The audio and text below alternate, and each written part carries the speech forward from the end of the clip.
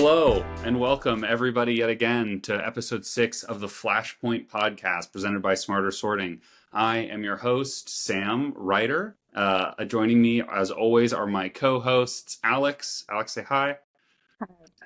There's Alex, and Akriti. Hi. Perfect. And so those are the three you've come to know and love very well. This week, we have a bit of a switch up in how we've been doing it. It's been a slow week in the news of the retail, CPG, tech, AI, whatever words we've been going over so far. It's been a little slow in the news of the week. So we have one of the newest member of the team at Smarter Sorting. Michelle McGarry is here today. Say hi, Michelle. Michelle is a long tenured veteran of the retail industry, working at multiple companies and now finding her home at Smarter Sorting finally. Michelle, how we like to get things going here at Flashpoint is we typically start with a lightning round of questions. This lightning round is kind of about how Smarter Sorting always wants the most valuable information up front. So instead of doing the lightning round at the end, we do the lightning round right at the beginning. So starting us off, who are you, Michelle, and what do you do in the retail industry? Awesome. So thanks, Sam. Thanks for having me today. So obviously, Michelle McGarry. I have been in retail compliance for just about 13 years. 3 of those in payment compliance with merchants and retailers at the point of sale. And then just about 10 years in supply chain regulatory compliance. And my current role here as Director of Sales at Smarter Sorting. And I guess regardless of title throughout those years, my role has always been to transform retailers and supply chain in the right direction, whether that's using data, applying innovation, applying AI, and leading retailers in the vision they want to be in, not only emerging, but years down the road and how they can compete. When we started the podcast off, it was just me and Akriti talking news, and then we were able to get Alex on and started introducing people. And we've had a lot of interesting people on who are in different aspects of what the industry is. But all of the news we talk about is very, very retailer centric. We'll talk about brands here and there. But having someone with your experience working with retailers was something I was very excited about once you said that you were willing to be on. For those who don't know, Michelle's a good get for the pod. So second question, how did you end up 13 years ago working in the retail industry? What brought you to this weird path where when I first wrote this incredibly unique question, I thought it would be sort of a boring question. I was like, we'll try it out and see what it is. And it's turned out to be anything but. We have a lot of interesting paths on how people get to this industry. So yeah, how did you end up where you are today? Yeah, great question. So I actually started off as a retailer account manager. And my accounts were 12 of the top retailers in the US. So very interesting, very tight community, literally having breakfast with retailers and dinners and events and sitting side by side and listening to them, whether they were like a hardware retailer or pharma, big box, grocery, just listening to, their challenges and what they're trying to do and where they're trying to go. And I fell in love with it. How did you get to that job? Like, what brought you to your first job in the retail industry? Like, was it something you had studied for and were looking to do? Was it a career pivot? Stumbled into it. Stumbled into it. I was in financial compliance for years, and really just was helping that community launch a mobile app for mobile banking back then. And supply chain was looking to implement a mobile app themselves. So that was kind of the connector to get me over to supply chain. And from there, I just loved it. I love the community. I love the retailers, the suppliers, just everything that supply chain is about. As much as I am interested in your answer to that question, Michelle. I do think we have to at least address the fifth member of today's pod. I We have believe that's we Frank. have a guest host today. This is my Yeah. cat who's messing up my present. Frank is Hey, apparently half green screen. All cats and dogs and pets are more than welcome on the Flashpoint podcast. Okay, so this next question is kind of going to be what we're talking about for most of the podcast, but what is the biggest shift? If we could keep it to one before we get into kind of the story of retail, what's the biggest shift or change you've seen since you entered the industry like 13 years ago? Like if there was one thing that really, really made you go like, okay, well, this is an entirely new playing field. So I've seen many, which will lead up to the one I think. I think we've all seen the COVID switch, where the to go or the drive up and they bring your grocery order out to you. Brick and mortar dedicating parts of their parking lot to that, and you drive in now and it's completely bare and empty. Mm-hmm. You see that shift. You see retailers took a bet on self-checkout, right? I know, there's retailers out there that were mobbed. When you go in the store, you were actually almost annoyed because you're waiting in these long lines to check out. So retailers bet on self-checkout, and I go in that same store and it's empty. So retailers are constantly taking chances and bets. And there's been a lot of changes. I think the largest one I see is the one we're in right now. And that is the introduction of retailer marketplace, marketplace integrators, and marketplaces themselves, and how that whole arena is coming together and playing a role, especially in regulatory compliance.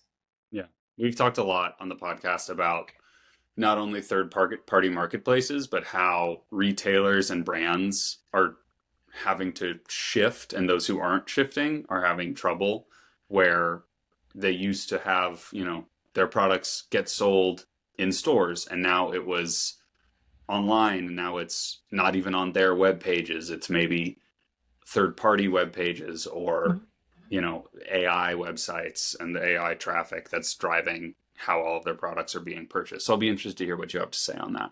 Okay. It's great for the consumer, right? So, it used to be, the big, huge brands were taking up shelf space. And now literally anybody, you can make a soap in your basement and get on the shelf, or get on a marketplace. So, do you make a lot of soaps in your basement, Michelle? I do not. No. So it is great for assortment, for the consumer, for sure. It adds risk to the retailer, the marketplaces, and even the consumer, right? If it's not regulated and tracked correctly. But it is good to have these smaller suppliers get on the shelf. So one last of our lightning round questions that is completely unrelated to the CPG or retail world, and I always think kind of an interesting view into whoever we have talking for 30 or so minutes. What's one thing right now that you're watching, have watched, listening to, reading, something that you're really, really liking? And it can be truly anything. Well, I have probably an odd answer to that, and that would be nature. So I'm an outdoors girl. So listening and watching would be watching nature and listening to just outside noises. So paddleboarding, awesome. or out in nature, hiking, anything kind of away from technology to take that break. Sure. What are you watching? Birds. I'm bird watching. Yeah. I have a lake about 5 minutes from me. I can see bald eagles on that. There's otters, turtles, you name it. It's in there. My wife works at an aquarium, and they think they're about to get a family of otters, a couple, and like 3 little baby otters are going to be moving in soon, which is very exciting. So I'm jealous of both you and my wife for your overall otter exposure. Okay, well, awesome. I typically I'll be able to be like, okay, cool, I have something else to listen to or watch. And I think I still have that for this week. It just means go touch grass, Sam. Go touch Um, grass. yeah, exactly. Okay, so this is where it's going to switch up a little bit. Typically, this is where we dive into a little bit of the news of the week. But since it's been a slow news week and we got the get that is Michelle McGarry, we're going to kind of go through a little bit of the history of the retail world and kind of how it's changed now and what the third party and third party marketplace kind of integrators has changed. So, Michelle, going back almost into the lightning round for a little bit, take me through kind of what you've seen in the last decade or so in the retail world. What are the changes that you've seen, and kind of like what's the story that brings us to where we're at now? And then we can start talking third party marketplace. But Sure. yeah, give us the Michelle retail story. Paint me a picture. Yeah. Yeah. I mean, I'll narrow it a little bit because we could really talk about anything, but I'll kind of bring it in for regulatory compliance because it's a really interesting story where retailers are functioning the same as they were 10, 12 years ago. And that's becoming a huge problem because they want to venture into marketplaces themselves, or you have marketplace integrators that not only integrate into marketplaces, but they integrate into retailers as well. And you also have buyer, so retailer integrators that go in directly into the buyer to try to get product into a specific retailer. So when you have a regulatory compliance program that is over a decade old, trying to transform to something like that, or even your own marketplace, and now you're handling, instead of 1P, you're handling 3P as well, becomes a challenge. So this is where I think the biggest transition, back to your question, Sam, the biggest transition that we're going to see in retail is happening right now. Because all of these regulatory and all of the different systems that were built for them were built exclusively for 1P with a heavy preference leaning towards massive suppliers, the P&Gs of the world. Sure. Yeah. 1P, brick and mortar, just top suppliers and their brands, and maybe 10 products over, you're going to see the same exact product in different sets and things. You're not seeing that anymore. So yeah, it's definitely a huge transformation for retailers to start using technology and feeds in different parts of their operation and opening it up to integrators and being able to transform their data in ways that work for 1P and 3P. Yeah. I mean, literally earlier today, I was meeting with one of our partners at Smarter Sorting, not at Flashpoint. And they were talking about how they were getting set up in Costco, and then they were sort of complaining to me, which is a new initiative of my job, is get as many people as possible to complain to me. And the number one thing they were talking about was how much of a headache it is getting onto third-party marketplaces, right? About like the fact that he's like, I have 50 items in Costco. Every single thing we've ever made and continue to make is on the Amazons of the world, is going onto all of these different marketplaces, and managing that has proven to be a massive headache where they're having issue after issue after issue. So, yeah, what do some of those issues look like when they're growing? Like, because I feel like there's obviously pros, right, in this. We've talked about it a lot, Michelle. When Michelle first started at Smarter Sorting, her first week and a half, 2 weeks, because I had also just started, was basically us on a Zoom call every day for 8 to 10 hours, looking fairly similar to this. Me learning about her experience and me diluting what I had learned in like a month poorly to her, only to confuse her. And then when she talked to other people at the company, she was like, oh, Sam had no idea what he was talking about. But there's a lot of pros to the changes that are happening right now, right? Especially for like the mom and pops, the basement soaps, if that's what we're going to go with for the rest of the episode, because it's a lot easier to get access, but I still feel like a lot of the systems cater away from them, right? Like you want to be able to be like, look at this broad catalog that we have. We have all of the big guys, but we also have these like extremely sustainability conscious mom and pop products. And you want to be able to do that while you're working in systems that are built to not allow them in at all. And now you have to allow everybody in all of a sudden, the second they want full access to everything.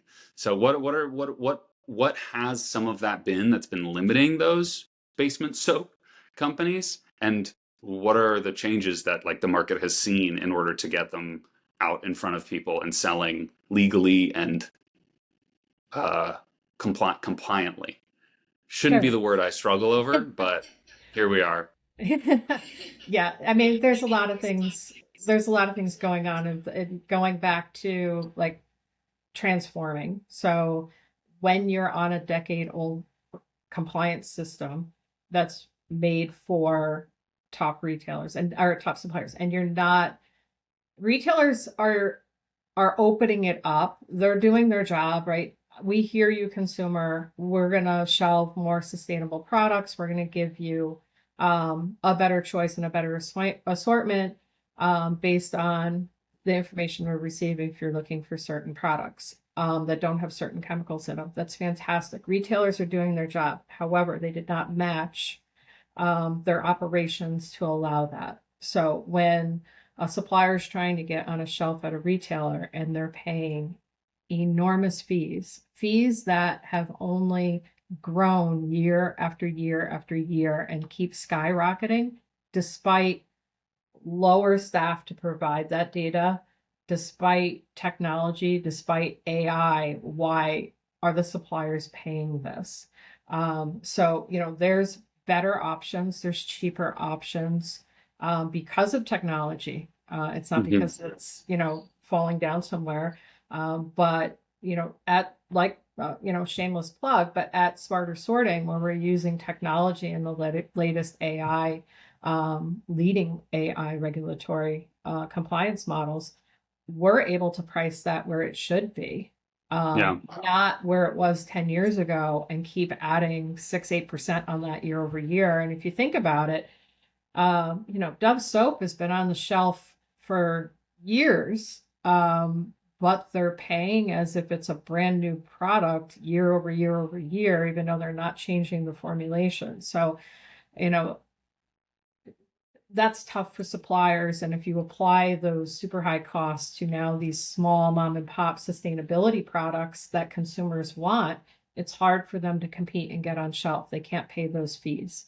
Yeah. So Because that's I'm sure Unilever doesn't care if they're paying, a few $400 or $500 a year for Dove to go on shelves, but the mom and pop soap brand, that's significant. Like if every product they have is going to cost them hundreds of dollars, that makes it a lot harder to afford to be everywhere. And if you can't be in everywhere now, you're not going to be anywhere other than just purely being online, which is what a lot of people are resorting to, which makes sense.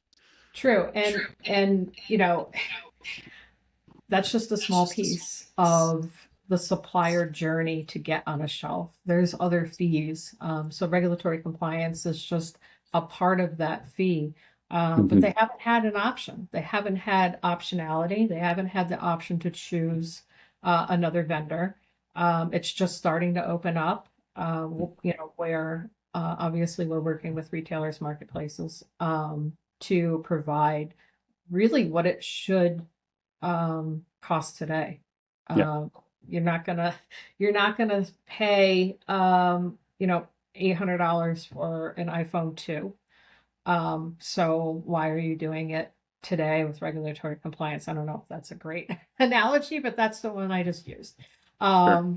So there's a lot of things going on with marketplace too, around regulatory compliance, and whether that's a retailer's marketplace or big marketplace. I have some notes here. So like, Walmart, Target Plus, eBay, Amazon, Etsy, TikTok Shop, the big guys. There's a lot happening there too, where integrators are just throwing volume over the wall and it's causing rejects, takedowns, account suspensions.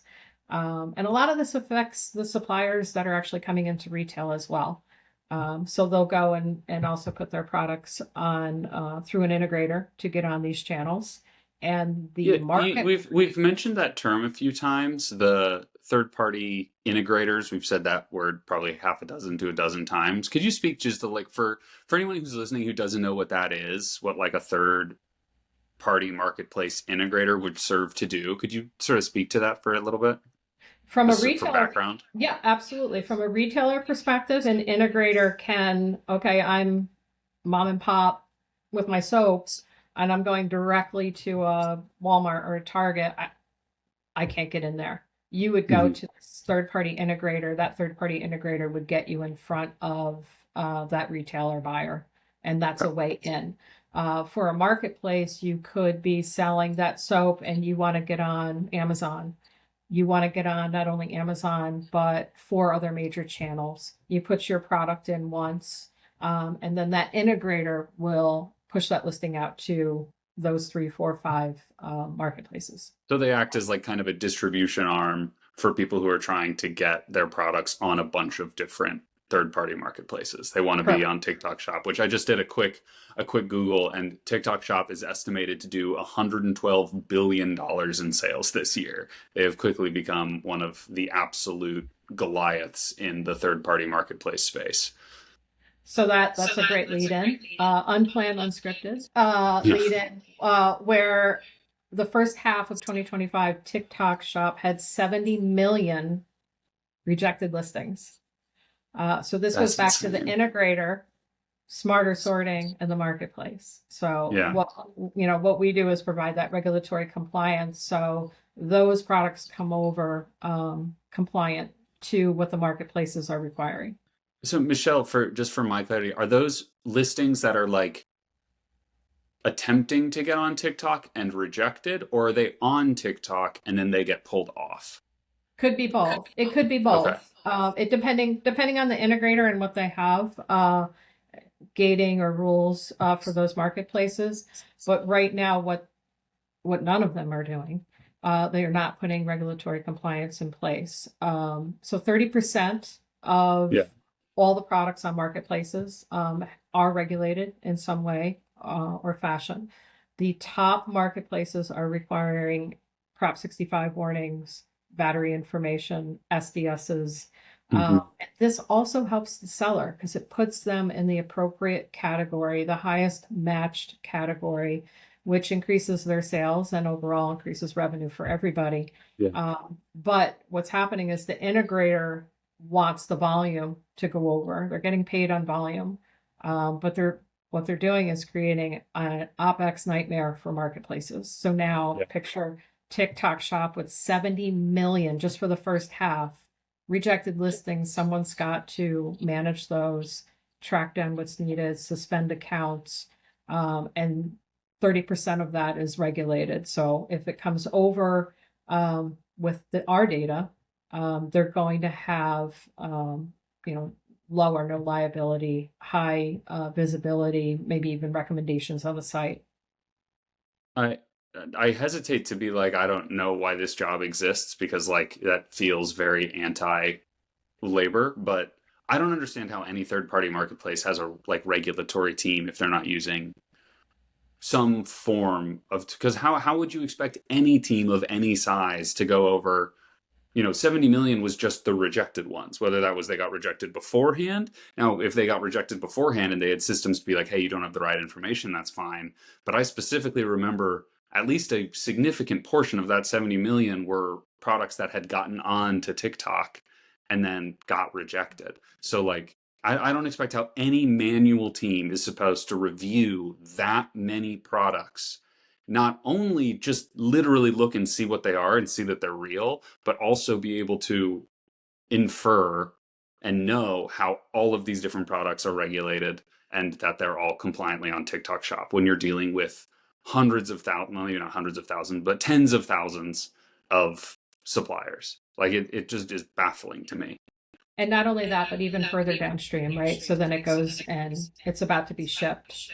Um, and hazmat dangerous goods, and the Hmm. shipper could destroy the package and not deliver it. There's 100 different ways that could happen. The seller could actually be denied and taken down as a seller because they're not conforming to, like, say, Amazon, right? We all know Yeah. you can lay in bed at night and order a product and it's at your door first thing in the morning and you're like, what happened? How did that happen?